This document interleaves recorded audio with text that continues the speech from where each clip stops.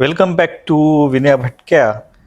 आपण आहोत 11 मारुतीच्या टूरमध्ये आणि आज आपण जाणार आहोत ते ज्योतिबा आणि महालक्ष्मीचं जे टेम्पल आहे कोल्हापूरला, त्या दोन इथे भेट देण्याकरता चाललेलो आहे. सकाळी नरसोबाच्या वाडीवरनं आपण निघालो आहे खिद्रापूरचं टेम्पल बघण्याकरता. इथून आपण 2 मारुतींचं दर्शन घेऊ आणि त्याच्यानंतर मग आपण कोल्हापूरला ज्योतिबा आणि महालक्ष्मी टेम्पलला भेट देऊ.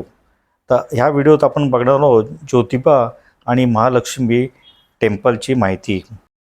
श्री ज्योतिबा हे महाराष्ट्रातील कोल्हापूर जिल्ह्यातील एक प्रसिद्ध हिंदू दैवत आणि पवित्र तीर्थक्षेत्र आहे. त्यांना दख्खनचा राजा असेही म्हटले जाते. कोल्हापूरपासून सुमारे 18 किलोमीटर एका डोंगरावर, त्याला रत्नागिरीचा डोंगर असं सुद्धा म्हणतात, हे मंदिर बसलेलं आहे. सुप्रसिद्ध जी 12 ज्योतिर्लिंग आहेत त्यापैकी हे एक मंदिर आहे. याला केदारनाथ आणि वाडी रत्नागिरी देखील 2 नावे आहेत. माता महालक्ष्मीच्या दानवांबरोबर झालेल्या युद्धामध्ये ज्योतिबाने तिला मदत केली अशी आख्यायिका पुराणांमध्ये सापडते. या डोंगरावर त्यांनी आपले राज्य स्थापन केले. नाथपंथीयांचे हे विख्यात दैवत आहे. ज्योतिबांचा जन्म चैत्र शुक्ल षष्टीस पौंगंड ऋषी त्यांची पत्नी विमला पूजा यांच्या पोटी झाला. आपण आलेलो आहे ते ज्योतिबाच्या मंदिराच्या जवळ. तुम्हाला लांब अशी पार्किंगची प्लेस आहे, तिथे पार्क करून कार तुम्हाला इथून चालत यायला लागतं.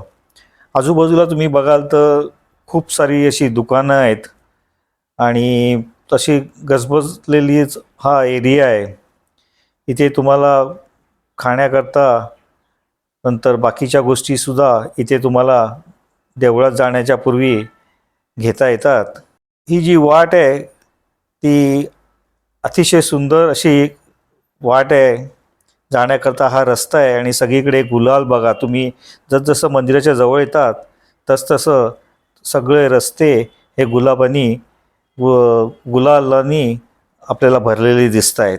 मगाशी सांगितल्याप्रमाणेच कोल्हापूरच्या उत्तरेस उंच उंच सुळके आणि हिरव्यागार पर्वतराजींनीच्या जवळ ज्योतिबांचे हे देऊळ वसलेलं आहे. इसवी सन 1730मध्ये नवाजिसा याने मूळ मंदिर बांधले आणि त्याची समुद्रापासून उंची साधारण 330 फूट आहे. आतील मूर्ती चतुर्भुज असून सजावट प्राचीन आहे. या परिसरात इतर काही मंदिरे आणि दीपमाळासुद्धा आहेत. चैत्र पौर्णिमेस इथे भरणाऱ्या जत्रेत अनेक भाविक असे खूप गर्दी करतात. या यात्रेकरूंच्या हातात उंच काठ्या असतात. उधळलेल्या गुलाच्या रंगाने ज्योतिबाचा अवघा डोंगर हा गुलाबी झालेला आहे. याचा शुभवार रविवार आहे. या देवस्थानामध्ये भाविकांकडून तसेच सरकारी पातळीवरून देखील बरीच सुधारणा आता आपल्याला झालेली दिसत आहे.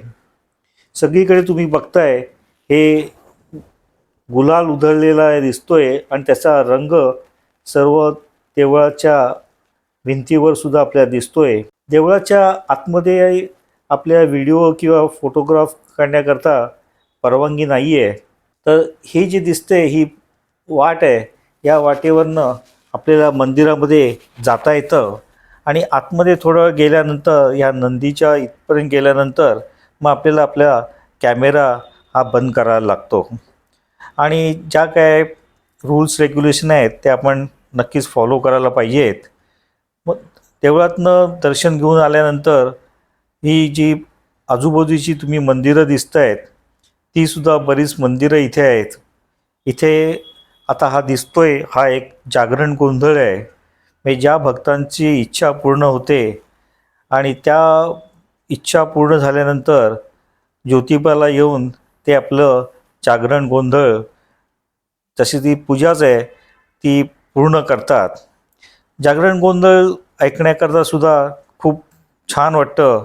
तुम्ही येऊन इथे बसलं तर तो जो पुजारी आहे त्याच्या ती जी एकंदरीत तो गाणी गातो, पोवाडे म्हणता येईल आपण, अतिशय सुरेख पद्धतीने त्याचं हे पोवाडा चालू आहे. फार सुंदर असं हे दृश्य आहे आणि बरीचशी लोक इथे आपल्याला दिसतात.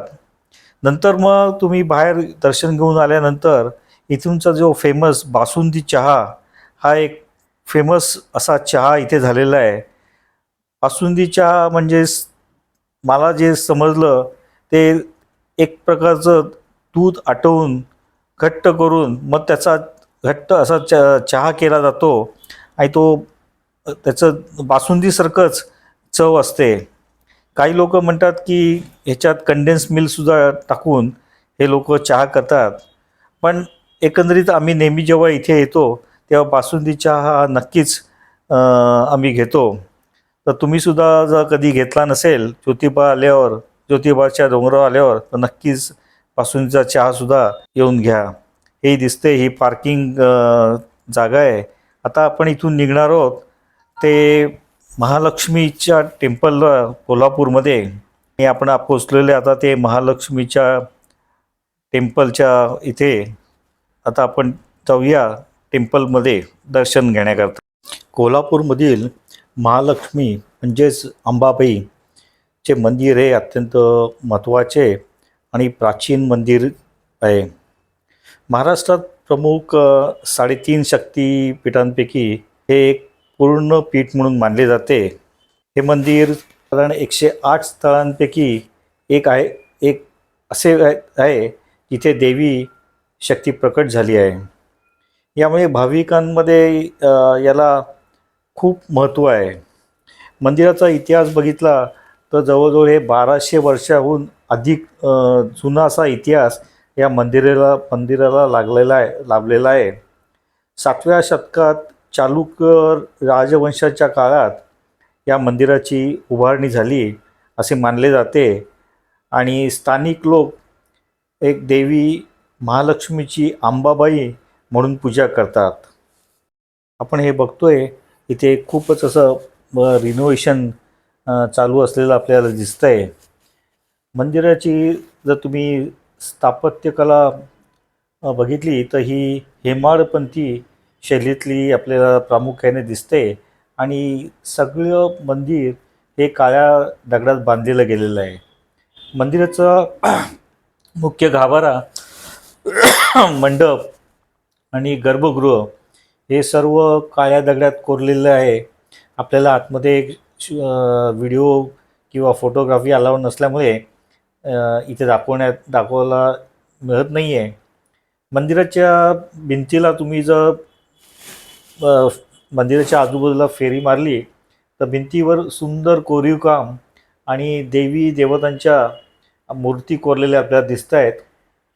मंदिराचा मुख्य कळस जवळजवळ 60 फूट उंच आहे आणि त्यावर सोनेरी रंगाचा कळस आहे. मंदिराच्या चारही बाजूला 4 प्रवेशद्वार आहेत. त्याला चतुर्मुखी असे म्हणतात आणि मंदिराच्या गाभाऱ्यातील महालक्ष्मीची मूर्ती ही साधारण 3 फूट उंचीची आहे. मूर्ती साधारण 40 किलो वजनाच्या मौल्यवान पाषाणाचा वापर करून देवीची ही मूर्ती बनवलेली आहे. हा पाषाण हिरक कणांनी मिश्र आहे. त्यातून मूर्तीचे पुराणत्व सिद्ध होते. मूर्तीचे आकारमान म्हणतात की शिवलिंगाशी मिळते जुळते आहे. देवीची मूर्ती एका चौकोनी दगडावर उभी असून त्यात वालुका तसेच हिरक सापडतात. महालक्ष्मी मूर्तीच्या मागे आपण बघतोय सिंहाची प्रतिमा पण आहे आणि मध्यभागी साहजिकपणे पद्मरागिणी आहे. देवीची मूर्ती चतुर्भुज आहे. वरच्या 2 हातामध्ये तिने बांबूची ढाल व तलवार धारण केलेली आहे. तर म्हाळुंगीचे फळ खालच्या उजव्या बाजूला हातात तर डाव्या हाती पानाचे एक तबक धरलेले आहे. हे जे दिसतंय हे मूर्तीच्या डोक्यावरचं मुकुट आहे आणि मुकुटावर भगवान विष्णूची बैठक असणारा फणाधारी शेषांग आहे. आपण हे जे बघतोय हे फोटो जे गुगलवरनं डाउनलोड केलेले आहेत, कारण आतमध्ये आपल्याला व्हिडिओ किंवा फोटोग्राफी करायचा परमिशन नसल्यामुळे आपण ते करू शकलो नाही. पण आजूबाजूचं तुम्ही हे मंदिर बघतायत, अतिशय सुंदर असं हे मंदिर आहे आपल्याला दिसतंय. महालक्ष्मी मंदिरात अनेक उत्सव साजरे केले जातात, ज्यामध्ये नवरात्रोत्सव हा सर्वात महत्त्वाचा आहे.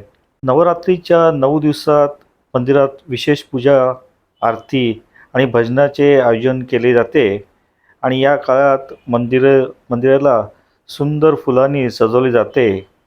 मंदिरामध्ये प्रचंड अशी दर्शनाकरता रांग लागलेली असते आणि यावेळेस तुम्ही जेव्हा जाता मंदिरात तेव्हा मन असं प्रसन्न होतं आणि आजूबाजूचे तुम्ही गर्दी बघितली तुम्ही चक्रावून जातात की किती लोक नवरात्रमध्ये अंबाबाईचं दर्शन घेण्याकरता येतात.